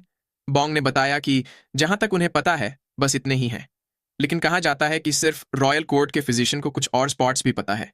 वनवा सोचने लगा कि इसका मतलब उन लोगों ने अब तक सारे पॉइंट्स नहीं ढूंढे। तभी उसे कुछ अजीब फील होता है। उसे कुछ और पॉइंट्स दिखने लगते हैं। वो सोचता है कि क्या ये मॉडर्न एक्यूपंक्चर पॉइंट्स हैं? यहां तक कि उनके बाजू में एक्सप्लेनेशन भी लिखा हुआ है। ये मेमोरी की तरह नहीं बल्कि अपने सामने एक किताब पढ़ने की तरह फील होता है। क्या ये भी रीइंकारनेशन के बाद मिली एबिलिटी है? तभी बॉन्ग ने कहा कि इतना एक्सप्लेनेशन बेसिक्स के लिए काफी है। वनवा का ध्यान अपनी तरफ ना पाकर उन्होंने टेबल पे हाथ मारते हुए पूछा कि क्या वो उन्हें सुन रहा है। वनवा ने डरते हुए हाँ में जवाब दिया। उसने गुस्से से भर चुके बॉन्ग से कहा कि वो सुन रहा था। बॉन्ग ने पूछा कि तो फिर अभी मैंने सी ऑफ विटैलिटी के बारे में जो कहा वो बताओ। वोनवा कहने लगा कि वो बैक पेन के लिए होता है। तभी उसे फिर से कुछ फील होता है। उसके सामने ह्यूमन बॉडी का और भी एक्यूरेट 3D मॉडल दिखने लगता है। वो उसे देखकर फिर से डिस्ट्रैक्ट हो गया। उसका ध्यान फिर से भटका हुआ पाकर बॉन्ग बहुत ही ज्यादा अनॉयड हो रहे थे। उन्होंने गुस्से से कहा कि वो जवाब देते हुए बीच में क्या सोच रहा है। वोनवा भी अपना ध्यान वापस उनकी तरफ करता है। बॉन्ग गुस्से से वहां से जाते हुए कहते हैं कि शायद वो अभी एक्यूपंक्चर के बारे में उनसे सुनने या सीखने के लिए रेडी नहीं है। वोनवा कहने लगा कि ऐसी बात नहीं है। बॉन्ग ने कहा कि अगर ऐसा है तो वो चेक करेंगे कि वोनवा सच में रेडी है या नहीं। वो किसी से उनके कमरे से ऑल एक्यूपंक्चर टेक्निक्स की किताब लाने को कहते हैं। सारी एक्यूपंक्चर टेक्निक्स की किताब के बारे में सुनकर वोनवा भी दंग रह जाता है। बॉन्ग ने उसे काफी सारी किताबें दिखाते हुए कहा कि वो उसे 4 दिन देंगे। 4 दिनों में उसे इनमें लिखी हर चीज याद करनी होगी। तब तक वो उसे एक्यूपंक्चर टेक्निक्स नहीं सिखाएंगे। उन्होंने वो किताबें वोनवा के सामने रख दी। वो भी इसके लिए मान जाता है। बॉन्ग ने कहा कि उन 4 दिनों तक वो ब्लड वेसल स्टिच करने की प्रैक्टिस करेंगे। वोनवा उनसे माफी मांगता है। फिर बॉन्ग उसे 4 दिन बाद मिलने को बोलते हैं और घर जाते वक्त केयरफुल रहने को कहते हैं। घर की ओर जाते हुए वोनवा सोचने लगा कि वो चीजें भी एक्यूपंक्चर सीखते वक्त ही क्यों दिखने लगी। शायद अब से उसे केयरफुल रहना होगा। फिर लेट होता देख वो भागकर घर जाने लगा। थोड़ी ही देर में वो अपने घर पहुंच गया। वो दरवाजे से अंदर घुसा ही था कि तभी किसी ने पूछा कि वो अब तक कहाँ था। ये वाफेन होता है जो उसे सीरियस एक्सप्रेशंस के साथ देख रहा था। वोनवा ने उसे बताया कि वो फिजिशियन बॉन्ग से मिलने गया था। उसने उनसे कुछ एक्यूपंक्चर की किताबें भी बोरो की है जिसकी उसे जरूरत थी। इस पर सरप्राइज्ड होते हुए वाफेन ने पूछा कि क्या वो बॉन्ग फैमिली क्लिनिक वाले फिजिशियन बॉन्ग की बात कर रहा है? क्या वो सच में डॉक्टर बनने की सोच रहा है? वोनवा ने पूरे कॉन्फिडेंस से कहा कि हाँ बिल्कुल। उसे ऐसे देख वाफेन ने मुस्कुराते हुए कहा कि वो उससे अग्री करता है, लेकिन इसके लिए उसे उनकी मां को भी मनाना पड़ेगा। वोनवा ने भी मुस्कुराते हुए कहा कि वो भी इसके लिए पूरी तरह से डिटर्मिन्ड है। वाफेन उसके इस डिसीजन पे खुश होता है और आगे पूछता है कि क्या पिछले दिन वो सक्सीड हुआ था। वोनवा ने एक स्माइल दी और प्राउड फील करते हुए कहा कि वो पूरे 10 बार सक्सीड हुआ था। उसकी बात पर चौंकते हुए वाफेन ने पूछा कि क्या सही में? वोनवा ने जवाब दिया कि वो इन किताबों को पढ़ने के बाद उसे फिर से वो करके दिखाएगा। वाफेन ने कहा कि फिर से किताबें? वो भागते हुए वोनवा को देखकर सोचता है कि वो झूठ बोलने वालों में से नहीं है, लेकिन फिर भी 10 बार की बात का कोई सेंस नहीं बनता। वहीं कमरे में बैठा वोनवा किताबें पढ़ने लगता है। उसे पता चलता है कि इसमें दी गई इंफॉर्मेशन मॉडर्न एक्यूपंक्चर पॉइंट से अलग है। क्या उसे इन किताबों में अपनी माँ की डिजीज के बारे में कोई इंफॉर्मेशन मिल सकती है? लेकिन काफी ढूंढने पर भी उसे सिर्फ लिवर से रिलेटेड ही कुछ मिलता है। उसने सोचा कि शायद गॉल ब्लैडर का पॉइंट अब तक खोजा नहीं गया। इसलिए वो इस ईरा के एक्यूपॉइंट्स को मॉडर्न ईरा के पॉइंट्स से कंपेयर करने की सोचता है। लेकिन उसे चिंता थी कि अगर किसी ने इसे देख लिया तो काफी प्रॉब्लम हो जाएगी। तभी उसे कुछ आइडिया आता है और वो मुस्कुराते हुए हंगुल यानी कि मॉडर्न कोरियन स्क्रिप्ट को यूज करने की सोचता है, जिसकी खोज अब से 1200 साल बाद होने वाली थी। उसने एक्यूपंक्चर टेक्निक को न्यूरोलॉजी के साथ कंपेयर कर दिया। वो इसे आराम से स्टडी करने लगता है। ऐसे ही शाम हो जाती है और डिनर करते वक्त हुआबॉक उससे बताता है कि उसने ब्रेकफास्ट और लंच दोनों ही स्किप कर दिया था।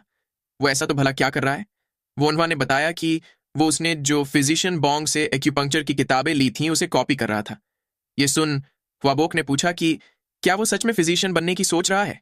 वोनवा ने आराम से अपना खाना खाते हुए उसे हाँ में जवाब दिया और कहा कि वो फिजिशियन बनना चाहता है।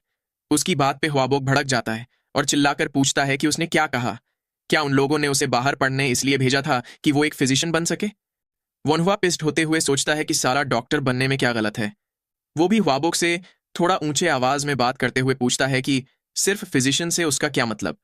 वो लोगों को ट्रीट करने और जिंदगी बचाने वाली फील्ड के बारे में ऐसा कैसे बोल सकता है? हुआबॉक ने कहा कि उसके कहने का मतलब ये नहीं था कि लोगों का इलाज करना गलत है। वो बस इतना कहना चाहता है कि वो लोग एक ग्रेट फैमिली को बिलोंग करते हैं। उन्हें किताबों और अपने पूर्वजों की विजडम की मदद से अपने एम्परर को सर्व करना चाहिए। उसकी बात पे वोनहुआ इरिटेट हो जाता है। उसने उसे चिल्लाकर पूछा कि तो फिर वो खुद ही क्यों नहीं कर लेते? वो टेस्ट दे और उसे पास कर दे। उनके फादर और उनके ग्रैंडफादर और अब वो, ऐसा नहीं है कि उन्हें कुछ आता नहीं था इसलिए वो सब सिविल सर्वेंट नहीं बन पाए। लेकिन वो इसलिए सिविल सर्वेंट नहीं बन पाए क्योंकि उन लोगों ने कभी रिश्वत नहीं दी। वो आगे अपने भाई से कहता है कि आप काफी टैलेंटेड और अच्छे दिल के आदमी हो। आप बिना रिश्वत दिए भी गवर्नमेंट में काम कर सकते हो। लेकिन मैं ना तो वैसा इंसान हूं और ना ही उस रोल के लिए अच्छा हूं। इसलिए आप चाहे जो भी कहे, लेकिन मैं तो एक फिजिशियन ही बनूंगा। मैं लोगों की बीमारियों का इलाज करूंगा और उन्हें मरने से बचाऊंगा ताकि वो एक अच्छी जिंदगी जी सके। उसकी बात का हुआबॉक भी कोई जवाब नहीं दे पाता। इतना कहकर वोनहुआ वहां से जाने लगता है। हुआफेन उसे उसके लिए रुकने को बोलता है। वहीं हुआबॉक एक गहरी सांस छोड़ता है। हुआफेन वोनहुआ के गले में हाथ डाल के हंसते हुए बोलता है कि उसे नहीं पता था कि वो ऐसे भी बात कर सकता है। उसका छोटा भाई काफी बड़ा हो चुका है। वोनहुआ ने कहा कि उसने कुछ ज्यादा ही डायरेक्टली बोल दिया, लेकिन वो सच था। हुआफेन जवाब देता है कि हाँ, वो डायरेक्ट तो था लेकिन सही भी था। पर सच्चाई जानने में और उसे बोलने में काफी फर्क होता है। उनके बड़े भाई को भी सच पता ही होगा, लेकिन वो कभी बोल नहीं पाए। वोनहुआ कहता है कि ये बहुत ही कॉम्प्लिकेटेड है। ख्वाफिन माहौल हल्का करते हुए मुस्कुराकर उसे कहता है कि जब कुछ कॉम्प्लिकेटेड लगे तो उसे पसीना बना के बहा देना चाहिए। वोनहुआ पूछता है कि ये कब से होने लगा? वहीं ख्वाफिन उसकी बात को इग्नोर करते हुए उसका हाथ पकड़कर बैकयार्ड में जाने को बोलता है। वो ये भी पता कर सकता है कि वोनहुआ 10 बार कैसे सक्सीड हुआ। फिर सीन शिफ्ट होता है और हमें वोनहुआ एक के बाद एक तीनों पत्थरों को हिट करता हुआ दिखाई देता है। वो प्राउडली अपने भाई को बताता है कि देखो, मैंने स्टैब कर दिया। वाफिन भी उससे काफी इंप्रेस्ड हो जाता है। उसने टहनी पे और पत्थर लगाते हुए कहा कि उसे तो लगा था कि वोनहुआ के पास सिर्फ एकेडमिक टैलेंट ही है, लेकिन अब लगता है कि उसके पास मार्शल आर्ट्स का भी टैलेंट है। फिर वो अपनी सोर्ड के साथ पोजीशन लेते हुए बताता है कि अब इस बार 6 पत्थर होंगे। वो वोनहुआ को बिना कुछ मिस किए ध्यान से देखने को कहता है। वो तेजी से सोर्ड लेकर आगे बढ़ा और एक ही झटके में उन सारे पत्थरों को हिट कर दिया। वोनहुआ इम्प्रेस्ड होकर तालियां बजाते हुए कहता है कि ये तो काफी अमेजिंग है। वाफेन उसे कहता है कि अगर वो ये कर पाए तो वो बैंडिट्स के ग्रुप से भी आसानी से नहीं हारेगा, इसलिए उसे मेहनत से ट्रेन करना चाहिए। वोनहुआ भी उसे ठीक है कहता है। फिर वाफेन उसे बताता है कि अब वो उसे ब्लॉक करना सिखाएगा। वो दोनों ही सोर्ड के साथ आमने सामने खड़े हो जाते हैं। वाफेन उसे खुद पर अटैक करने को बोलता है। वोनहुआ ने सीरियस होते हुए सोचा कि उसने स्टैबिंग की काफी प्रैक्टिस करी है। वो तुरंत ही वाफेन की ओर बढ़ने लगता है, लेकिन वाफेन ने उसके सारे स्टैबिंग अटैक्स को डॉज कर लिया। वोनहुआ का अगला अटैक वाफेन ने अपनी सोर्ड की मदद से ब्लॉक कर दिया, लेकिन तभी वोनहुआ को कुछ रियलाइज होता है। उसे वाफेन के पीछे एक ब्लाइंड स्पॉट दिखता है। वो तुरंत ही अपनी सोर्ड उस स्पॉट पे स्टैब करने के लिए बढ़ाता है, लेकिन वाफेन उसके अटैक को फिर से ब्लॉक कर देता है।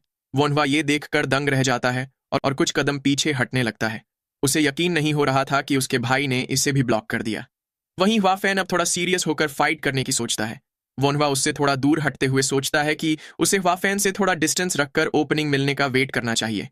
इतना सोचकर वो पीछे हट ही रहा था कि तभी उसे अपने मुंह के पास सोड फील होती है। वो ये देखकर दंग रह गया। वो डरते हुए वाफेन से पूछता है कि वो यहाँ कब पहुंचा। वाफेन काफी खुश होकर उसकी तारीफ करते हुए कहता है कि उसकी फाइट अमेजिंग थी, उसे टेंशन नहीं लेना चाहिए क्योंकि वो बस उससे ही हारा है। वो उसकी थोड़ी देर पहले स्टैब करने के लिए की गई कोशिश की तारीफ करता है और सोचता है कि क्या ये बच्चा एक जीनियस है। वहीं वोनवा डिप्रेस होकर सोचने लगा कि वो अपने भाई को एक बार भी हिट नहीं कर पाया। वो पूछता है कि अगर वो अमेजिंग था तो उसने उसके सारे अटैक्स ब्लॉक कैसे कर लिए। वो हवा फैन को बताता है कि उसे अगले दिन मार्केट जाना है, इसलिए आज की ट्रेनिंग वो यही खत्म करेगा। हवा फैन उसे ठीक है कहता है और मेहनत से ट्रेनिंग जारी रखने को कहता है, क्योंकि अगली बार से वो डिफिकल्टी लेवल और बढ़ा देगा। वनवा ठीक है कहकर जाने लगता है। वहीं हवाफेन सोचता है कि ये तो इतने बढ़िया मार्शल आर्ट्स टैलेंट का वेस्ट है। फिर सीन शिफ्ट होता है और हमें एक घर जैसा कुछ दिखाया जाता है जिसकी चिमनी से धुआं निकल रहा था। फिजिशियन बॉन्ग अंदर जाते हुए वहां बैठकर कुछ बना रहे आदमी से पूछते हैं कि क्या वो बिजी है। वो आदमी खड़ा होकर उनका वेलकम करता है और पूछता है कि वो कब आए। बॉन्ग वहां रखे सामान को देखते हुए बताते हैं कि वो बस अभी अभी ही आए हैं। वो आदमी उनके लिए चाय बनाने लगता है और पूछता है कि उन्हें इतनी देर रात को उसका क्या काम पड़ गया। बॉन्ग चाय पीते हुए उसे बताते हैं कि वो बस पूछना चाहते थे कि क्या वो उनके लिए कुछ चीजें बना सकता है।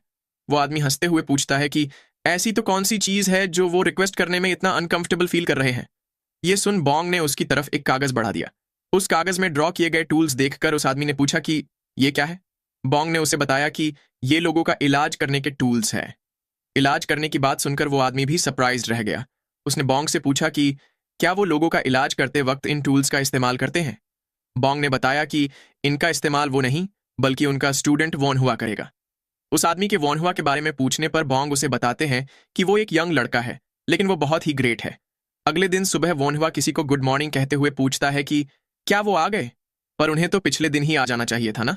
उन दोनों में से एक आदमी बताता है कि फिलहाल के वक्त माउंटेन पे काफी सारे बैंडिट्स हैं, इसलिए उन्हें थोड़ी देर हो गई। वोनवा उसे ठीक है कहता है और बताता है कि वो पहले सामान देखेगा। उन वीड्स को देखकर उसने कहा कि उसे हर्बल मेडिसिन के बारे में थोड़ा नॉलेज है, लेकिन वो पॉइजनस वीड्स के बारे में कुछ नहीं जानता, इसलिए क्या वो उसे थोड़ा एक्सप्लेन कर सकते हैं। दूसरा आदमी उसे उन वीड्स के बारे में समझाने लगता है। सब कुछ समझ लेने के बाद वोनवा को यकीन हो जाता है कि ये पॉइजनस वीड्स है और फिर वो उनसे इसका प्राइस पूछने लगता है। पहला आदमी बताता है कि इन सब के 2 कॉइन्स हुए। वोनवा मुस्कुराते हुए उनके एफर्ट के लिए थैंक्स कहता है और उन्हें 5 कॉइन्स देते हुए बताता है कि उसे अगली बार जब चाहिए होंगे तो वो उनके पास आएगा। ज्यादा कॉइन्स पाकर वो दोनों ही आदमी काफी खुश हो जाते हैं और उसे थैंक यू कहते हैं। वहां से निकलते हुए उन्होंने कहा कि उसे जब भी चाहिए वो उनके पास आ सकता है। वोनवा भी उन्हें ठीक है कहकर वापस जाते हुए अपना ख्याल रखने को कहता है। उन वीड्स को पकड़कर वो सोचता है कि इतना अमाउंट एक्सपेरिमेंट्स के लिए काफी होगा। अब वो एनेस्थीसिया बना सकता है। फिर वो वहीं पिछले दिन वाली बस्ती में पहुंच जाता है। लोगों से उस आदमी के घर का पता पूछते हुए वो उसके घर तक पहुंच जाता है। वो एक्सक्यूज मी कहते हुए घर के अंदर जाने लगा। बेड पर लेटा आदमी भी उसे मिस्टर फिजिशियन कहते हुए अंदर आने को बोलता है। वो वॉनहुआ से माफी मांगता है क्योंकि उसकी वजह से उसे ऐसी जगह पे आना पड़ा। तभी वॉनहुआ का ध्यान किसी चीज पर गया। वहां पिंजरे में कुछ चूहे पकड़ कर रखे हुए थे। उसे पिछले दिन वाला वो बच्चा याद आता है और वो इम्प्रेस होते हुए सोचता है कि उसने काफी सारे चूहे पकड़ लिए हैं। फिर वो उस आदमी के पास जाते हुए पूछता है कि उसका पैर कैसा है। उस आदमी ने कहा कि वो ठीक है। वनवा उसके पैर से पट्टी निकालते हुए देखने लगता है। उस पे इन्फेक्शन हुआ देखकर उसने मन ही मन कहा कि उसे पता था कि ऐसा कुछ होगा, क्योंकि घाव को अल्कोहल से डिसइंफेक्ट नहीं किया गया था।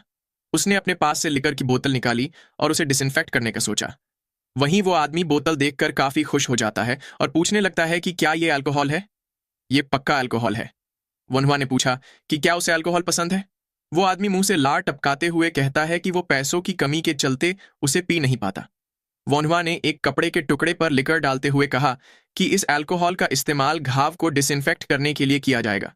वो आदमी पूछने लगा कि क्या वो बचा हुआ अल्कोहल पी सकता है। वोनवा ने मुस्कुराते हुए कहा कि अगर वो चाहे तो पी सकता है, पर फिर उसने ईवल स्माइल देते हुए कहा कि लेकिन उसके बाद उसे उसका पैर घुटनों के नीचे से काटना पड़ेगा। वो आदमी डरते हुए मना करने लगता है। डिसइंफेक्शन हो जाने के बाद वो उस आदमी को बताता है कि अब वो चूहों के साथ कुछ करेगा। वो आदमी उसे वो जो चाहे करने के लिए कहता है। वोनवा चॉपस्टिक से वीड्स पकड़कर चूहे के पास ले जाते हुए मन ही मन उन्हें इसे खा लेने को कहता है। उसके पास सिरिंज भी नहीं थी, इसीलिए उसे ये बहुत ही मुश्किल लगता है। वो आदमी पूछने लगा कि क्या वो उन चूहों को पॉइजन से मारने की कोशिश कर रहा है। वोनवा ने बताया कि वो बस कुछ टेस्ट कर रहा है। वो ऐसी हर्बल मेडिसिन ढूंढ रहा है जो किसी को कुछ देर के लिए बेहोश कर सके। वो उस आदमी से पूछता है कि क्या वो ऐसे किसी को जानता है जिसे पॉइजनस वीड्स के बारे में पता हो। उस आदमी ने बताया कि वो पॉइजनस वीड्स के बारे में जानता है, लेकिन उसे ऐसी किसी चीज के बारे में नहीं पता। तभी वो बच्चा घर आ जाता है। वहां वोनवा को देखकर वो सरप्राइज्ड हो गया। वहीं वोन्हवा उसे देखकर खुश हो जाता है। उसने उसकी तरफ लिकर की बोतल बढ़ाते हुए कहा कि उसे डिसइंफेक्टेंट के लिए पानी की जगह इस अल्कोहल को यूज करना चाहिए। वो बच्चा झिझकते हुए कहता है कि लेकिन ये तो काफी महंगा होगा, और अगर उसके पापा ने इसे पी लिया तो? वोन्हवा ने उस आदमी को ईविल लुक देते हुए कहा कि अगर ऐसा कुछ हुआ तो ज्यादा दिक्कत की बात नहीं है, उन्हें बस उसका पैर काटना होगा। वो आदमी भी डरते हुए कहने लगा कि वो उसे नहीं पिएगा। वोन्हवा उस लड़के को साथ में काम करने को कहता है। यहाँ पर हमें इस लड़के का नाम पता चलता है। इसका नाम होता है ओबो। वोन्हवा उसके साथ बाहर जाते हुए पूछता है कि क्या यहाँ आस पास कोई खाली घर है? ओबो ने हाँ में जवाब देते हुए कहा कि अगर वो चूहों के साथ एक्सपेरिमेंट करना चाहता है तो वो इस घर का यूज कर सकता है। ओबो उसे उंगली के इशारे से वो घर दिखाता है।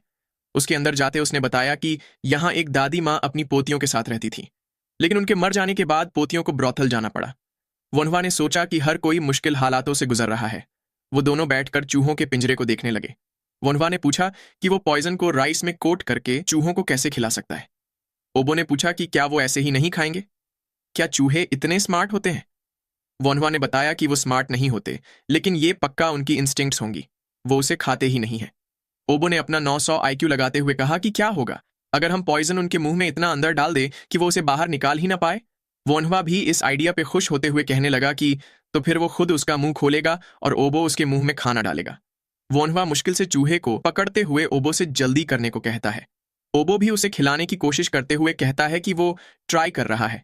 ऐसे ही करते हुए उन्होंने चूहे को चावल के 5 दाने खिला दिए। चूहे को होश खोता देख वोन्हवा ने कहा कि ये तो सही में इफेक्टिव है। ओबो ने बताया कि उसे नहीं लगता कि ये बच पाएगा। वो अब की बार 4 दाने ट्राई करने को कहता है। ऐसे ही करते करते उन्होंने 3 चूहों को निपटा दिया।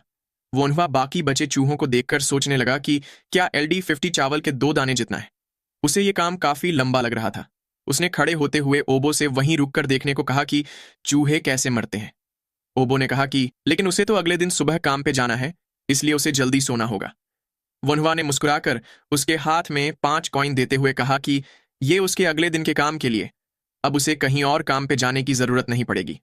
ओबो कहने लगा कि 5 कॉइन्स तो काफी ज्यादा है। वोन्हवा ने वहां से बाहर निकलते हुए कहा कि ये उसका डिसीजन है, क्योंकि वो खुद पैसे दे रहा है। फिर सीन शिफ्ट होता है और हमें हुआ रेजिडेंस दिखाई देता है। वोन्हवा घर पहुंचकर गहरी सांस लेता है। तभी किसी ने उसके गले में हाथ डालते हुए पूछा कि क्या वो वापस आ गया? ह्वाफेन उसे फिर से ट्रेनिंग करने को कहता है। वोन्हवा ने कहा कि वो काफी थक चुका है, लेकिन ह्वाफेन ने उसे साथ ले जाते हुए कहा कि वो अभी थकने के लिए काफी छोटा है। ऐसे ही वो दोनों फिर से बैकयार्ड में आमने सामने खड़े हो गए। ह्वाफेन ने पूछा कि क्या उसे जो पिछले दिन उसने ब्लॉकिंग टेक्निक दिखाई थी वो याद है? वो अपनी सोर्ड के साथ रेडी होते हुए वोन्हवा को वही टेक्निक ट्राई करने को कहता है। वोन्हवा पहले तो अनॉयड होते हुए उसे खुद को रेडी होने के लिए थोड़ा टाइम देने को कहता है, लेकिन बाद में अपनी पोजीशन लेकर ट्राई करने के लिए रेडी हो जाता है। ह्वाफेन ने उसे देखकर स्माइल दी और फिर तुरंत ही उसकी ओर झपट पड़ा। उसको इतना तेजी से आता देख वोन्हवा हैरान रह जाता है। ह्वाफेन की सोर्ड से ब्लू एनर्जी निकलने लगती है। ये देखकर तो वोन्हवा और भी सरप्राइज्ड हो जाता है। उसे समझ नहीं आ रहा था कि ये क्या है, लेकिन फिर भी उसने अपनी सोर्ड रेडी कर ली। उसने सोर्ड स्विंग करके ह्वाफेन का पहला अटैक ब्लॉक कर दिया। ये देखकर ह्वाफेन तुरंत ही पीछे हटने लगता है। उसे यकीन नहीं होता कि वोन्हवा ने उसे ब्लॉक कर दिया। वहीं वोन्हवा पूछता है कि उसने अभी अभी क्या किया। उसे अपनी तरफ कुछ आता हुआ दिखा था, लेकिन ह्वाफेन अभी भी पूरी तरह से हैरान यही सोच रहा था कि उसने इसे ब्लॉक कैसे कर लिया। ये अब्सर्ड है। आखिर ये बच्चा चीज क्या है? उसने वोन्हवा से कहा कि उसने एक्सपेक्ट नहीं किया था कि वो इनर एनर्जी भी ब्लॉक कर सकता है। वोन्हवा इनर एनर्जी का नाम सुनकर सरप्राइज्ड होते हुए पूछने लगा कि क्या ये वही गोकू वाली एनर्जी है? ह्वाफेन ने बताया कि इसे इनर क्यूई टेक्निक भी कह सकते हैं। वोन्हवा की आंखें ये सुनकर चमक उठी और वो अपने भाई से पूछने लगा कि क्या वो उसे भी ये टेक्निक सिखाएगा। ह्वाफेन उसे टालते हुए इस बारे में बाद में कभी बात करने को कहता है। वो उसे बताता है कि पहले उसे ट्रेन होना पड़ेगा। वोन्हवा ने उसके सामने शर्त रखी कि अगर वो ह्वाफेन का अटैक एक बार में ब्लॉक कर पाए तो उसे वो टेक्निक उसे सिखानी पड़ेगी। ह्वाफेन स्मर्क करते हुए उसे एरोगेंट बच्चा कहता है। उसने तुरंत ही वोन्हवा पर अटैक कर दिया। वोन्हवा ने उसके 2 अटैक्स अपनी सोर्ड से ब्लॉक कर दिए, लेकिन बाकी के 2 अटैक उसे लग जाते हैं। ह्वाफेन सोचने लगा कि क्या इसने फिर से ब्लॉक कर दिया। वोन्हवा अफसोस जताता है कि वो 2 बार हिट हो गया। ह्वाफेन ने पूछा कि क्या वो अभी से थक गया। वोन्हवा ने कहा कि वो अपने छोटे भाई पे कुछ ज्यादा ही हार्ड हो रहा है। ह्वाफेन उसे देखकर सोचने लगा कि ये बच्चा वाकई में अलग है। उसने खुद ये करने के लिए सालों तक ट्रेनिंग की थी, लेकिन ये बस कुछ ही दिनों में इसे सीख गया। फिर वो वहां से जाते हुए कहने लगा कि अभी के लिए इतना काफी है। वो वॉनहुआ को अपने साथ होंग सियोइन चलने को कहता है क्योंकि वो उसके लिए कुछ डिलीशियस खरीदना चाहता है। वॉनहुआ ने कहा कि वो काफी थक चुका है, तो क्या वो यहीं रुक सकता है? वाफेन ने कहा कि वो जब से बाहर से पढ़ाई करके आया है वो कभी उसके साथ बाहर नहीं गया, इसलिए चलो। वो हंसते हुए उसे जल्दी चलने को कहता है क्योंकि उसे भूख लगी है। वहीं वोनहुआ इरिटेट होकर सोचने लगा कि ये बंदा कभी किसी की नहीं सुनता। फिर हमें शहर का सीन दिखाया जाता है। भीड़ के बीच चलते हुए वाफेन वोनहुआ से पूछता है कि वो क्या खाना चाहता है। वोनहुआ ने कहा कि उसे नूडल्स भी चलेंगे। वाफेन ने पूछा कि उसे क्या लगता है उसका भाई कौन है, वो लोग मीट खाएंगे। खाने की टेबल पर बैठकर वाफेन ने वोनहुआ को ड्रिंक करने के लिए कहा, लेकिन अपने बड़े भाई को बताने से मना किया कि उसने उसे अल्कोहल दिलाया था। वोनहुआ भी उसकी बात मान जाता है। वो अपने भाई को ड्रिंक सर्व करने लगा। वो खुश होते हुए उसे पहली ड्रिंक के लिए टोस्ट करने को कहता है। वाफेन को समझ नहीं आता कि यह टोस्ट क्या होता है। वो सोचने लगा कि यह बच्चा पक्का बाहर से अजीब चीजें सीख कर आया है। वोनहुआ अपने भाई को टोस्ट करना सिखाते हुए कहता है कि वो तो बस सेलिब्रेट करना चाहता है क्योंकि ये उसके साथ पहली ड्रिंक है। वाफेन भी उसकी बात सुनकर खुश हो गया। दोनों ने ही साथ में चीयर्स किया और अपनी अपनी ड्रिंक पीने लगे। वोनहुआ को यह काफी अच्छा लगता है क्योंकि उसे पिए हुए काफी टाइम हो चुका था। तभी कोई चिल्लाकर किसी को गाली देता है। वोनहुआ सोचने लगा कि उसे लगा ही था कि कुछ दिनों से कुछ ज्यादा ही शांति है। किसी के बीच में लड़ाई होने लगती है। एक बंदा किसी के ऊपर चढ़ के मारते हुए कहता है कि उसने उसके जैसा कमीना कभी नहीं देखा। नीचे लेटा बंदा कहता है कि साले ये एक मिसअंडरस्टैंडिंग है। पहले आदमी ने उसे एक मुक्का जड़ते हुए कहा कि कमीने पैसे उड़ाने के लिए और भी जगह होती है। तेरी हिम्मत कैसे हुई अपने दोस्त की औरत पे ये करने की? नीचे वाला बंदा कहता है कि बात ऐसी नहीं है, लेकिन पहला वाला बंदा बिना उसकी बात सुने उसे पीटने लगता है। वोनहुआ ने सोचा कि उसे उम्मीद है कि इतने बुरे तरीके से पीटने के बाद कुछ दिक्कत ना हो जाए। पहले वाले आदमी ने दूसरे बंदे को मुंह पर एक जोरदार पंच मार दिया। वोनहुआ ने सोचा कि ये वाला तो काफी डेंजरस था। पंच लगते ही वो बंदा होश खोने लगा। पहला वाला बंदा अभी भी गुस्से से उसे मुंह खोलने को कहता है, लेकिन तभी उसे रियलाइज हुआ कि उससे कुछ ज्यादा ही हो चुका था। लोग बातें करने लगे कि क्या उसने उस बंदे को मार दिया है।